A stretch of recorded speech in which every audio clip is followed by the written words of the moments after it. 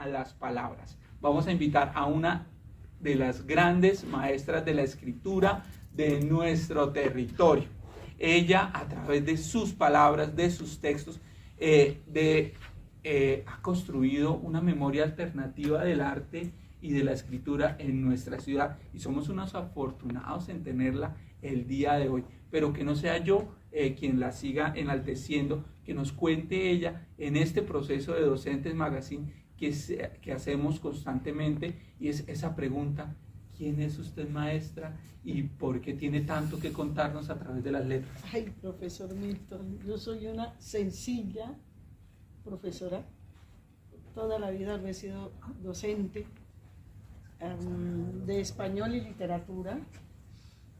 He sido muy inquieta, he investigado, anduve por muchos centros educativos para formarme como profesora, y lo más grande y lo más hermoso es que fui docente de mi pueblo, de Girón, a quien amo.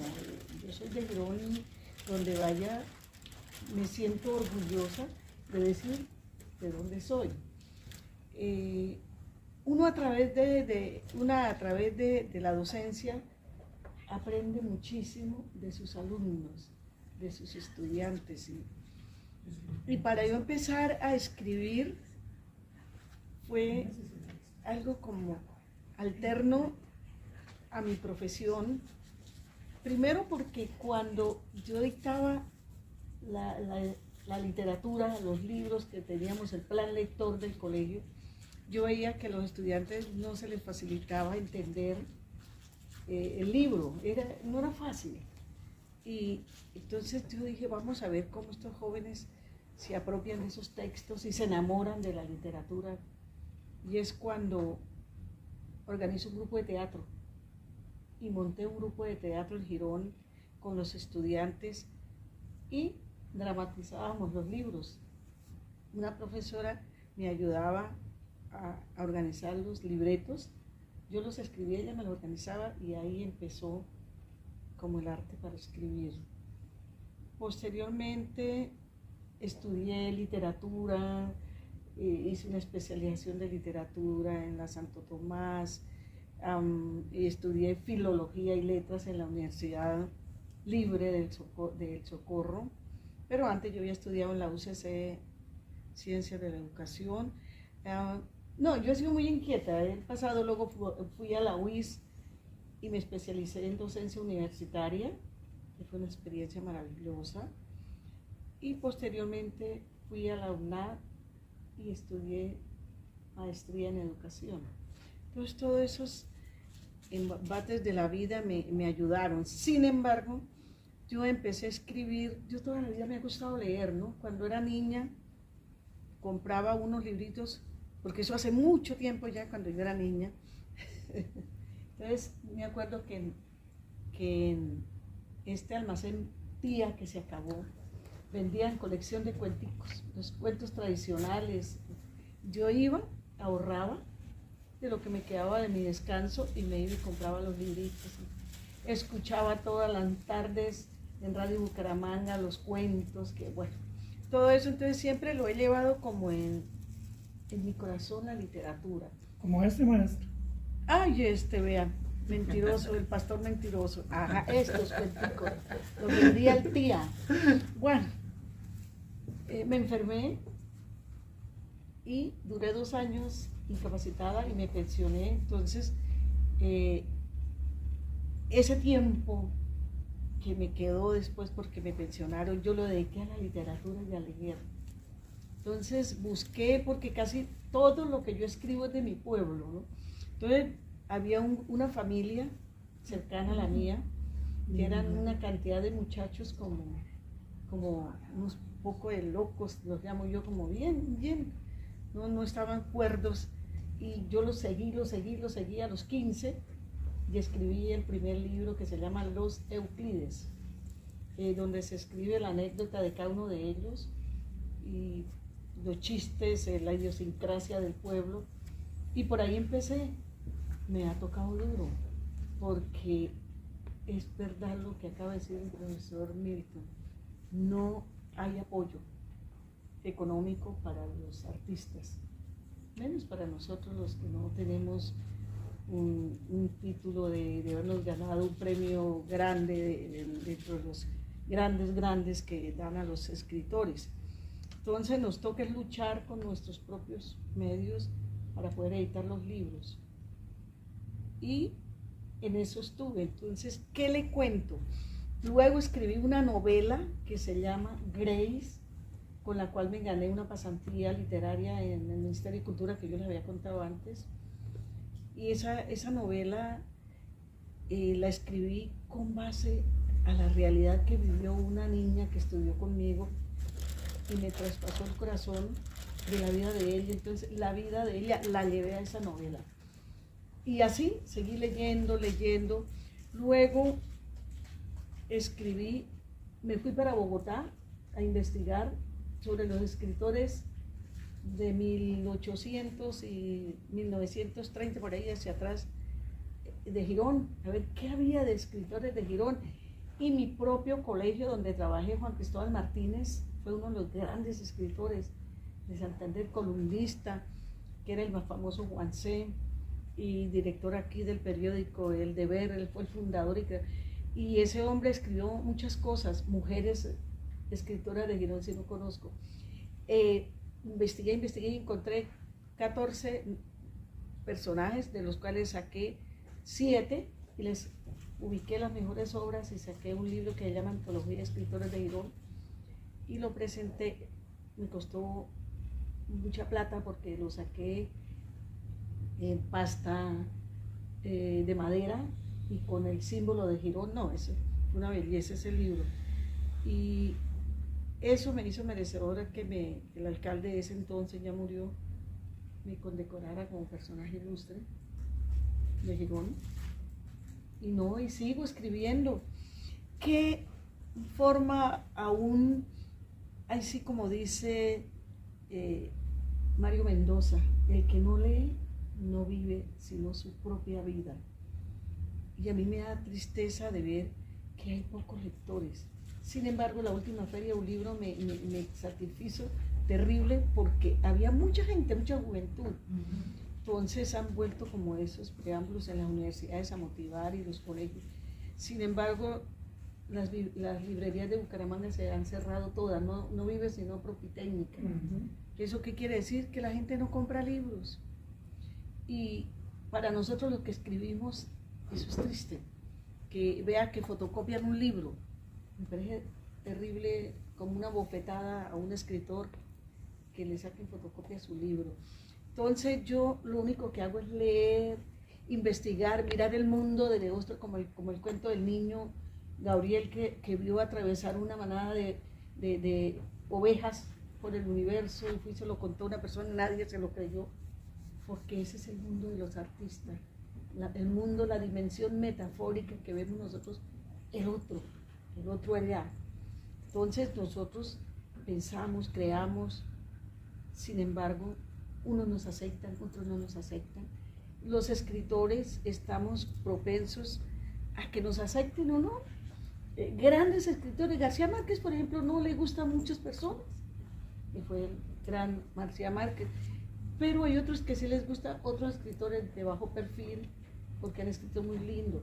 Por ejemplo, ahorita me llamó muchísimo la atención en un libro el relanzamiento de La cárcel de Jesús Zárate Moreno. Hay mucha gente que no conoce quién es Jesús Zárate Moreno y es un gran escritor. La novela de él, La cárcel, de verdad que los invito a que la lean y que la consigan. La consiguen en la UIS y en FUSADE. Es hermosísima, es una contextualización del hombre, de su existencia humana, de todas las cosas que puede vivenciar un ser cuando está en una cárcel, y es hermosa. Pero miren, y él, nadie lo conoce casi en Bucaramanga, y es de García Rovira. Entonces, eso es Raquel Dulcey. Hoy nos encontramos aquí, en el Instituto Municipal de Cultura y Turismo de Bucaramanga, con una maestra de las letras, pero también de las palabras y de la educación. Hay una particularidad, y es que yo personalmente, y a riesgo de ser quemado en la hoguera el lunes en la institución en la que trabajo, maestra, la verdad existen muchos profesores de lengua, pero muy pocos profesores de lengua o de castellano o de español que realmente estén interesados en conocer a profundidad los procesos de escritura y literatura de los escritores locales. Yo entiendo la importancia de generar nexos con lo universal, pero también considero, y esto es una pequeña crítica, que la escuela tiene una responsabilidad importante, y es enseñar desde el aula quiénes son los escritores locales, quiénes son esas personas que están construyendo la literatura en la ciudad. Personalmente creo que Bucaramanga en esta última década han emergido muchos escritores, muchas escritoras, afortunadamente, de diferentes, de poesía, de literatura fantástica, también historiadoras, que están generando letras y que están generando procesos desde la literatura muy importante. Pero nosotros, los docentes y los profesores de literatura, también tienen una responsabilidad que va un poquito más allá, y es no solamente quedarse encerrados en el plan lector que propone el discurso hegemónico, sino también echar una mirada a qué está pasando en la literatura en nuestra ciudad y en nuestro territorio. Y quizás en este momento aprovecho este espacio para hacer esa invitación a que seamos nosotros los que compartamos las letras de nuestra ciudad. Maestra, cuéntenos esta novela con la que nos está acompañando el día de hoy. Esta es la última novela, aunque ya está para sacar un cuento. El único cuento que voy a escribir es ese hasta ahora, y es sobre la vida de mi nieto mayor, quien cuenta su vida desde su vientre.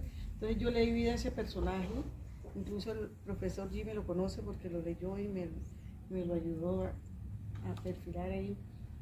Ya está próximo a salir, pero esta novela, Infamia, ha sido como la obra que me ha identificado, que la amo, que ha sido como reconocida por muchas personas, porque de verdad que muchas personas la han comprado, y hay algo importante que no podía creerlo. La UIS compró este libro y lo tiene en la biblioteca, en la última biblioteca, la de Bienestar narradora latinoamericana. Y la tiene. Entonces eso es un honor que la UIS haya adquirido. Esta novela se llama Infamia y la portada dice todo. Esa es la Ceiba de Girón, la segunda Ceiba, ¿no? Porque la primera murió hace mucho tiempo. Esta es la segunda Ceiba, y allá está el contexto, la estructura de la novela, pero en sí la novela cuenta la historia de dos jóvenes de Girón, ambos, todo es Girón. Yo ahí en la novela lo llamo el Valle de la Diáspora, porque yo nunca le oí el nombre propio tanto a las ciudades como a las capitales, les doy nombres diferentes. Por ejemplo, a Bogotá la llamo la ciudad del frío, a Canadá la ciudad del hielo, porque también aparece en Canadá por un viaje que hice con mi nieto. Y entonces esta novela me ha llenado todas las expectativas como escritora, de verdad, porque ha sido, pensando por algo que yo lo vuelvo y lo leo y no lo puedo creer, que Ricardo Silva, todo el mundo conoce al maestro y escritor de escritores Ricardo Silva. Yo se la envié para que me la leyera y me hizo el honor de leérmela.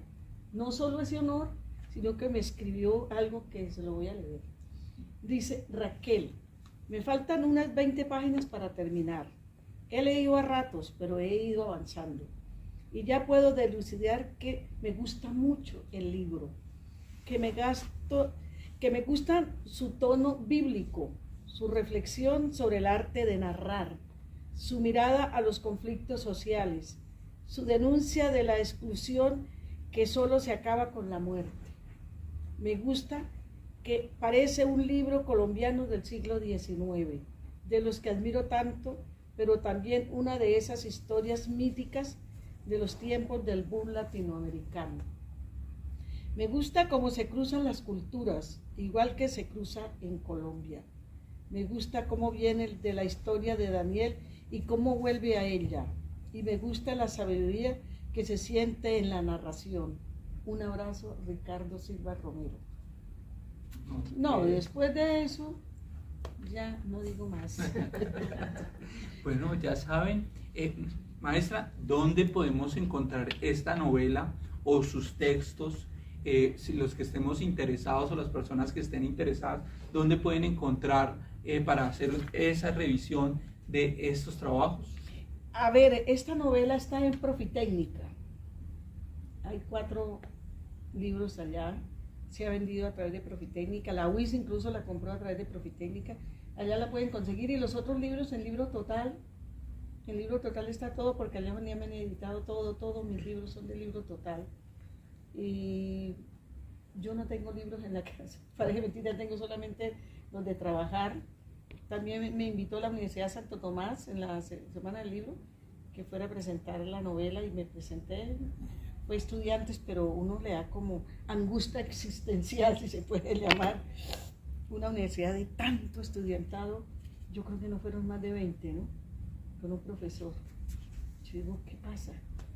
¿Qué pasa? Y aparece un rockero y eso no caben en los espacios la gente, ¿no? Claro que también es arte, ¿no? Pero a mí me da muchísimo dolor que la gente no le gusta leer. Es que empezando por mi casa. Yo no creo que mis hijos hayan leído los 5 libros que ya he sacado. No creo. Entonces, imagínense. Entonces, ¿qué espero de los demás? Suele pasar. Suele pasar. Ellos sí los tienen allá en su biblioteca, pero de ahí no pasa, ¿no? Yo leo un libro cada 2 semanas. Ahorita estoy leyendo el mejor libro que escribió Gusnad, el último premio Nobel de Literatura, el africano, el Zanzíbar. Y qué hermosura de libro, ¿no? Qué hermoso.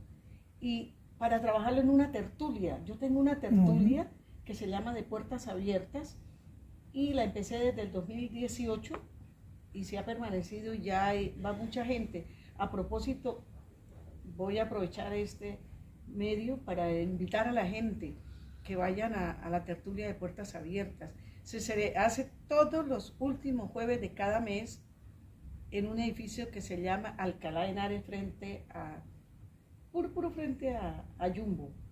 No tienen pérdida. Se lee un libro, para ellos sí les pongo un libro mensual, ¿no?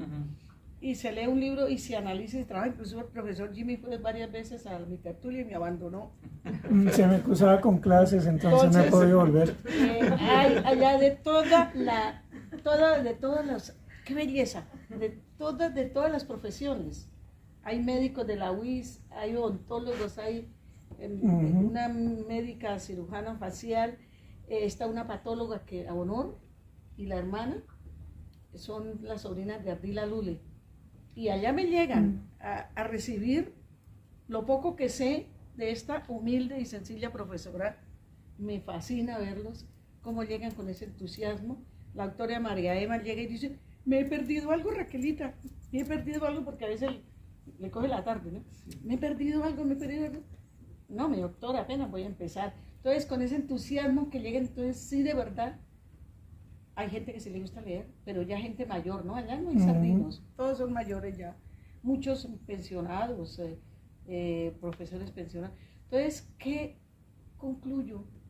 Que tenemos que motivar a la gente a la lectura, que leer nos cambia el mundo, leer nos transforma, nos lleva a otro universo, nos hace creadores, nos hace soñar, nos hace pensar. Y aprendemos tantas cosas de los libros. Los escritores enseñan muchas cosas cuando sabemos llegar a la profundidad de un libro, ¿no? Porque leer por leer no. Y eso es lo que hacen los estudiantes en los colegios. Leen por leer porque les tocó. Y mire que eso es una atrocidad. Yo me acuerdo cuando estudiaba en el Pilar que nos colocaban a leer el Quijote.